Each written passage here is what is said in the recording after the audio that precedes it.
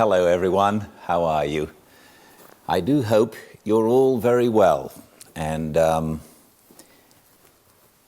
I wanted to lend my voice in support of the many, many people who need support at the moment.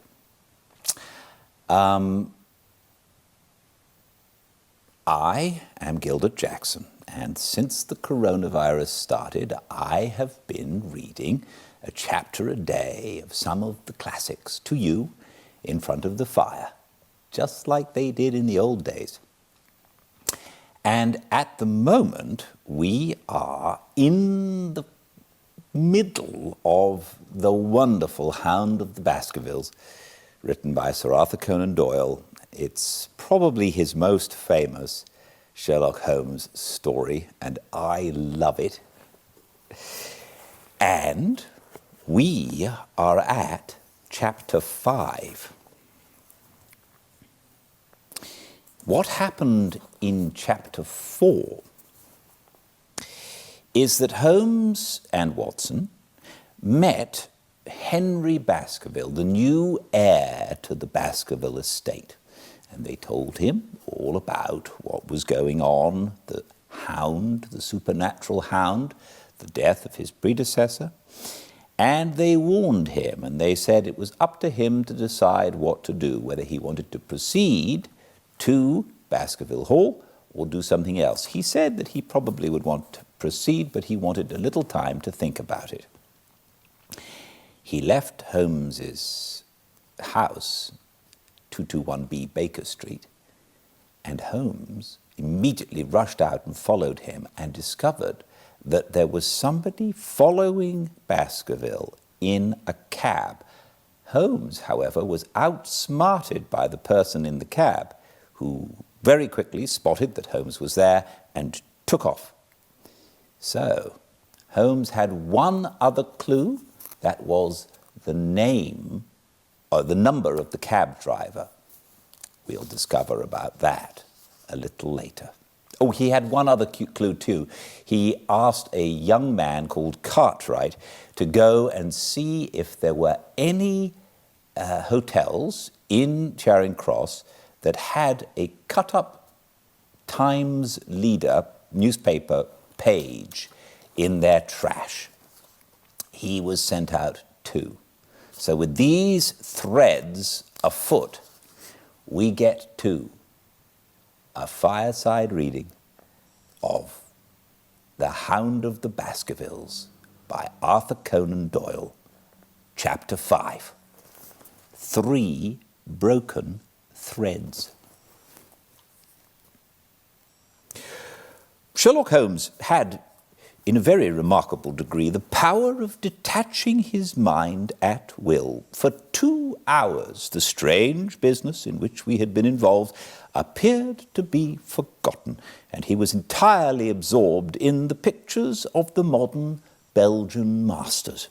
He would talk of nothing but art, of which he had the crudest ideas, from our leaving the gallery until we found ourselves at the Northumberland Hotel. "Sir Henry Baskerville is upstairs expecting you," said the clerk. "He asked me to show you up at once when you came." "Have you any objection to my looking at your register?" said Holmes. "Not in the least." The book showed that 2 names had been added after that of Baskerville. One was Theophilus Johnson and family of Newcastle, the other Mrs. Oldmore and maid of High Lodge, Alton. "Surely that must be the same Johnson whom I used to know," said Holmes to the porter. "A lawyer, is he not, grey-headed and walks with a limp?" "No, sir, this is Mr. Johnson, the coal owner, a very active gentleman, not older than yourself." "Surely you're mistaken about his trade?" "No, sir, he has used this hotel for many years, and he is very well known to us." "Ah, that settles it." Mrs. Oldmore, too. I seem to remember the name. Excuse my curiosity, but often in calling upon one friend, one finds another. She is an invalid lady, sir. Her husband was once mayor of Gloucester. She always comes to us when she's in town. Thank you. I am afraid I cannot claim her acquaintance. We have established a most important fact by these questions, Watson, he continued in a low voice as we went upstairs together. We know now that the people who are so interested in our friend have not settled down in his own hotel. That means that while they are, as we have seen, very anxious to watch him, they are equally anxious that he should not see them. Now, this is a most suggestive fact. What does it suggest? It suggests, hello, my dear fellow, what on earth is the matter? As we came round the top of the stairs, we had run up against Sir Henry Baskerville himself. His face was flushed with anger, and he held an old and dusty boot in one of his hands. So furious was he that he was hardly articulate, and when he did speak, it was in a much broader and more Western dialect than any which we had heard from him in the morning. Seems to me they are playing me for a sucker in this hotel, he cried. They'll find they've started in to monkey with the wrong man unless they're careful. By thunder, if that chap can't find my missing boot, there will be trouble. I can take a joke with the best, Mr. Holmes, but they've got a bit over the mark this time. Still looking for your boot? Yes, sir, and I mean to find it. But surely you said that it was a new brown boot. So it was, sir, and now it's an old black one. What? You don't mean to say? That's just what I do mean to say. I only had 3 pairs in the world, the new brown, the old black, and the patent leathers, which I'm wearing. Last night they took one of my brown ones, and today they've sneaked one of the black. Well, have you got it? Have you got it? Speak out, man, and don't stand staring. An agitated German waiter had appeared upon the scene. No, sir, I have made inquiry all over the hotel, but I can hear no word of it. Well, either that boot comes back before sundown, or I'll see the manager and tell him that I go straight out of this hotel. It shall be found, sir. I promise you that if you will have a little patience, it will be found. Mind it is, for it's the last thing of mine that I'll lose in this den of thieves. Well, Mr. Holmes, you'll excuse my troubling you about such a trifle. I think it's well worth troubling about. Why, you look very serious over it. How do you explain it? I just don't attempt to explain it. It seems the very maddest, queerest thing that ever happened to me. The queerest thing, perhaps, said Holmes thoughtfully. What do you make of it yourself? Well, I don't profess to understand it yet. This case of yours is very complex, Sir Henry. When taken in conjunction with your uncle's death, I'm not sure that of all the 500 cases of capital importance which I've handled, there is one which cuts so deep. But we hold several threads in our hand, and the odds are that one or other of them guides us to the truth. We may waste time in following the wrong ones, but sooner or later we must come upon the right. We had a very pleasant luncheon in which little was said of the business which had brought us together. It was in the private sitting room to which we afterwards repaired that Holmes asked Baskerville what were his intentions. To go to Baskerville Hall. And when? at the end of the week. On the whole, said Holmes, I think that your decision is a wise one. I have ample evidence that you are being dogged in London, and amid the millions of this great city, it's difficult to discover who these people are or what their object is. If their intentions are evil, they might do you a mischief, and we should be powerless to prevent it. You did know, Dr. Mortimer, that you were followed this morning from my house. Dr. Mortimer started violently. Followed? By whom? That, unfortunately, is what I cannot tell you. Have you among your neighbours or acquaintances on Dartmoor any man with a black, full beard? No, or let me see. Why, yes, Barrymore, Sir Charles's butler, is a man with a full, dark, black beard. Huh. Where is Barrymore? He is in charge of the hall. We had best ascertain if he's really there, or if by any possibility he might be in London. How can you do that? Give me a telegraph form. Is all ready for Sir Henry? That will do. Addressed to Mr. Barrymore, Baskerville Hall. What is the nearest telegraph office? Grimpen? Very good. We will send a second wire to the postmaster, Grimpen. Telegram to Mr. Barrymore to be delivered into his own hand. If absent, please return wire to Sir Henry, Baskerville, Northumberland Hotel. That should let us know before evening whether Barrymore is at his post in Devonshire or not. That's so, said Baskerville. By the way, Dr. Mortimer, who is this Barrymore anyhow? He is the son of the old caretaker who is dead. They have looked after the hall for 4 generations now. So far as I know, he and his wife are as respectable a couple as any in the county. At the same time, said Baskerville, it's clear enough that so long as there are none of the family at the hall, these people might have a mighty fine home and nothing to do. That is true.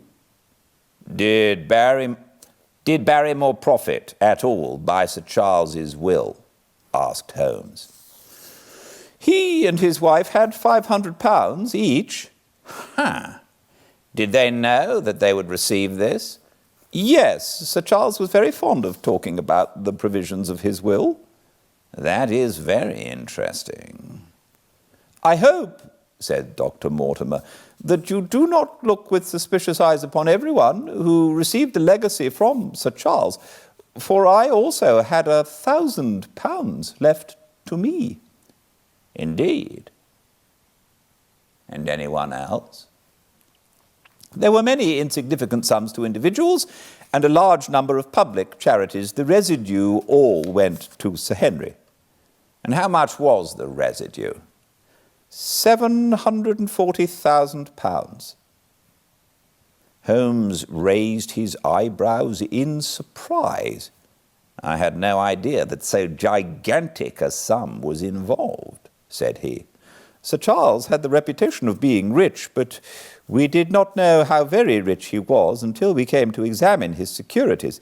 The total value of the estate was close on to £1 million. Dear me.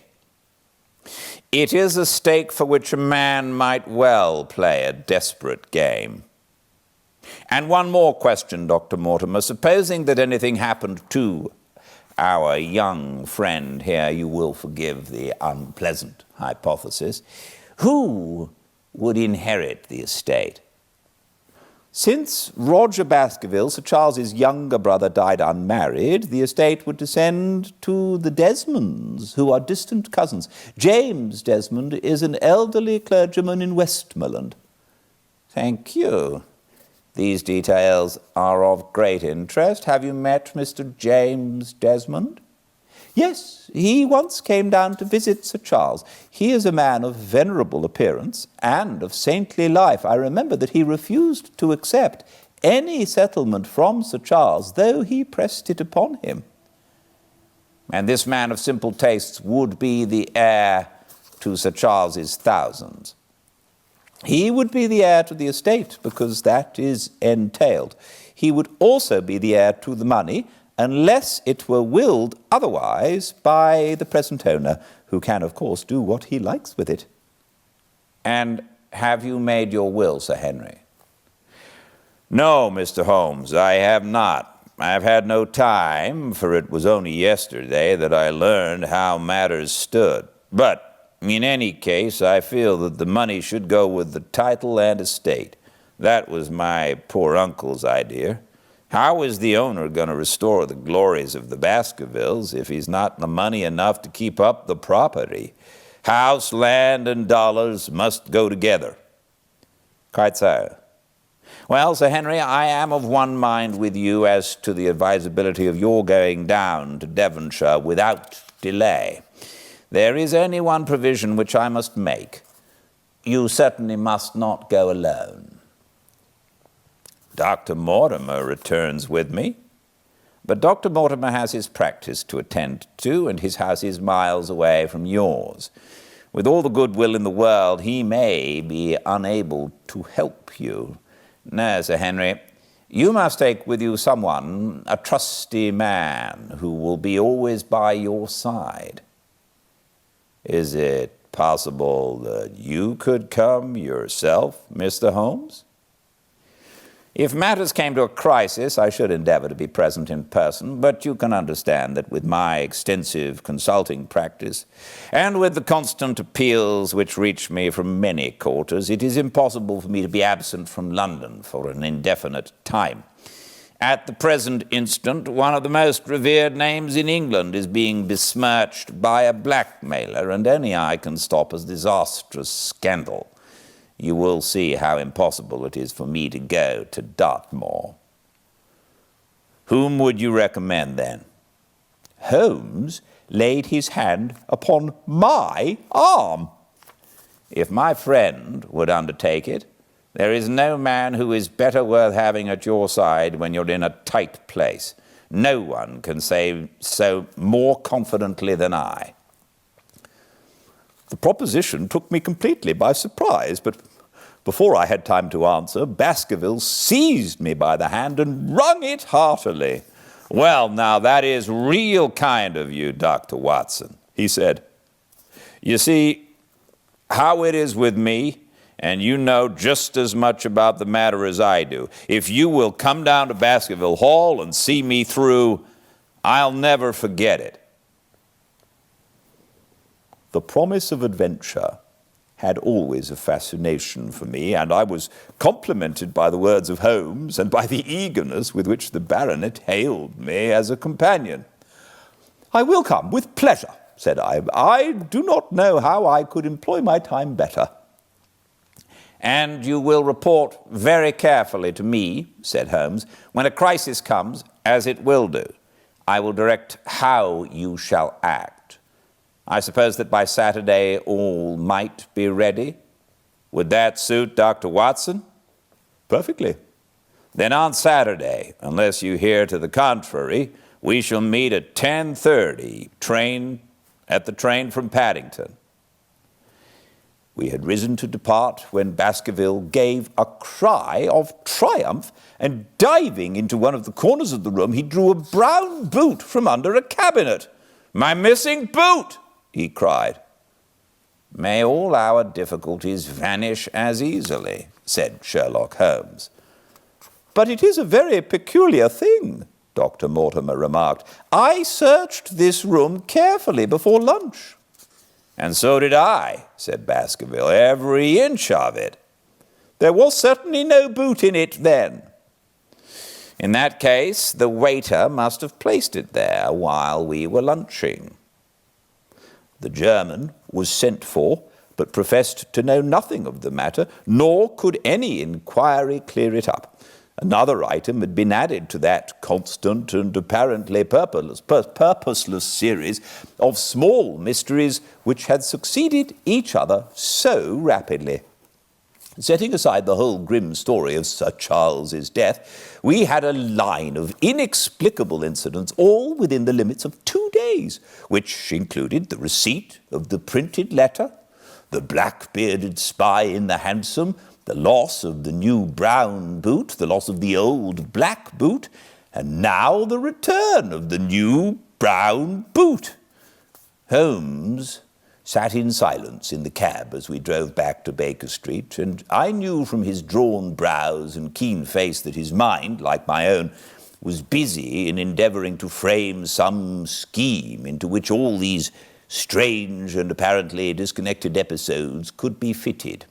All afternoon and late into the evening he sat, lost in tobacco and thought. Just before dinner, 2 telegrams were handed in. The first ran, "Have just heard from Barrymore that Barrymore is at the Hall, Baskerville." The second, "Visited 23 hotels as directed, but sorry to report, unable to trace cut sheet of Times, Cartwright." There go my 2 threads, Watson.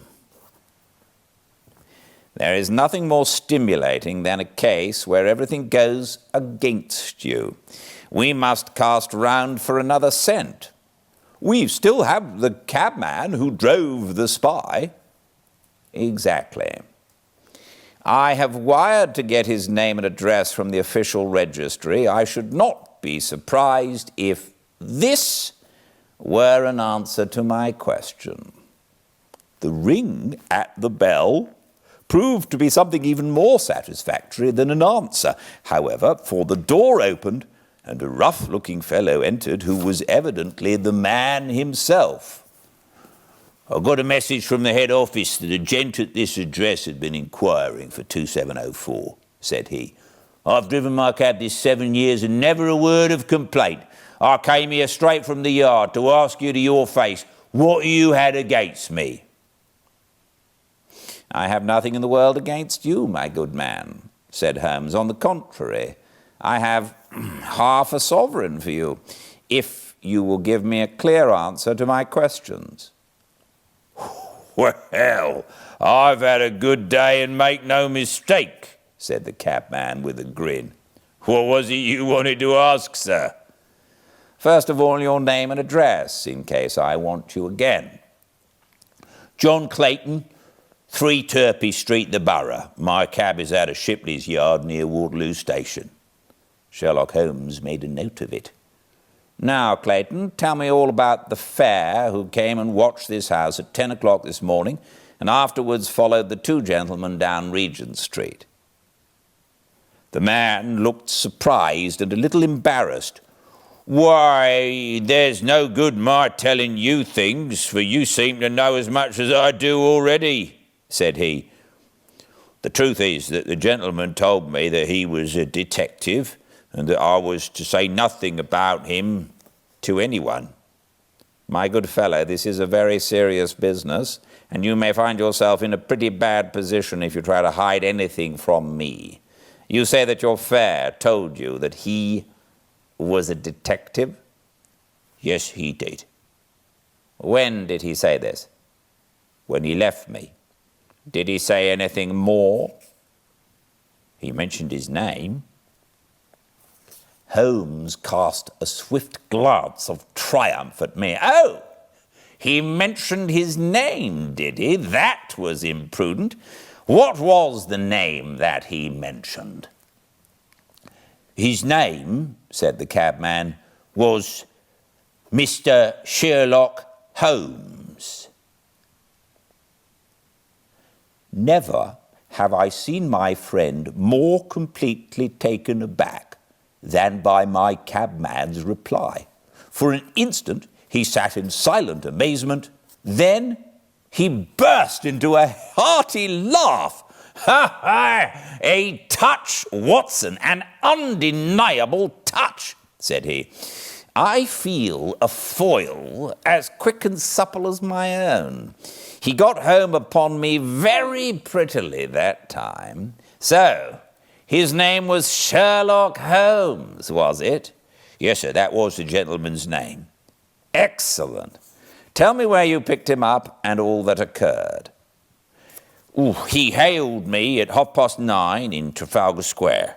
He said that he was a detective, and he offered me 2 guineas if I would do exactly what he wanted all day and ask no questions. I was glad enough to agree. First, we drove down to the Northumberland Hotel and waited there until 2 gentlemen came out and took a cab from the rank. We followed their cab until it pulled up somewhere near here. This very door, said Holmes. Well, I couldn't be sure of that, but I dare say my fare knew all about it. We pulled up halfway down the street and waited an hour and a half. Then the 2 gentlemen passed us walking, and we followed on down Baker Street and along... I know, said Holmes. Until we got 3/4 down Regent Street, and then my gentleman threw up the trap and he cried that I should drive right away to Waterloo Station as hard as I could go. I whipped up the mare and we were there under the 10 minutes. Then he paid up his 2 guineas like a good one, and away he went into the station.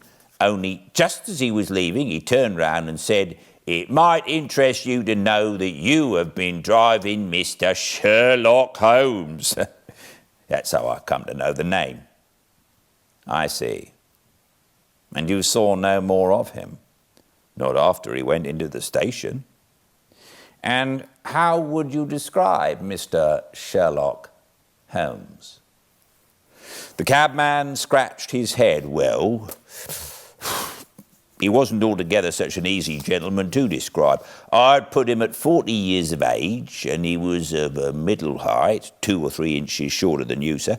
He was dressed like a toff, and he had a black beard, cut square at the end, and a pale face. I don't know as I could say more than that. Colour of his eyes? No, I can't say that. Nothing more that you can remember?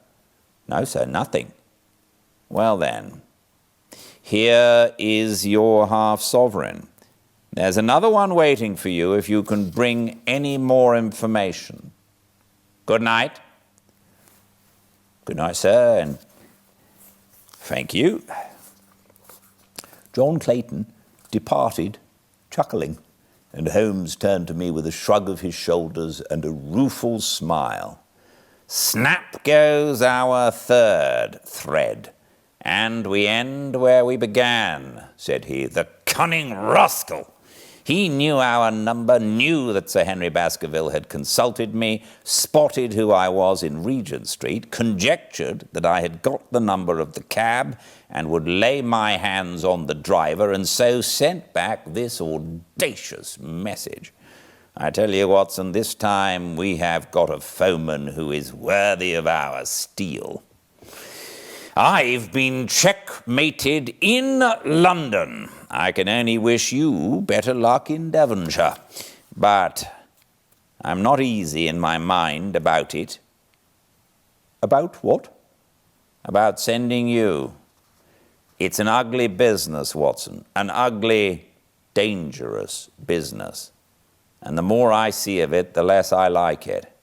Yes, my dear fellow, you may laugh, but I give you my word that I shall be very glad to have you back safe and sound in Baker Street once more.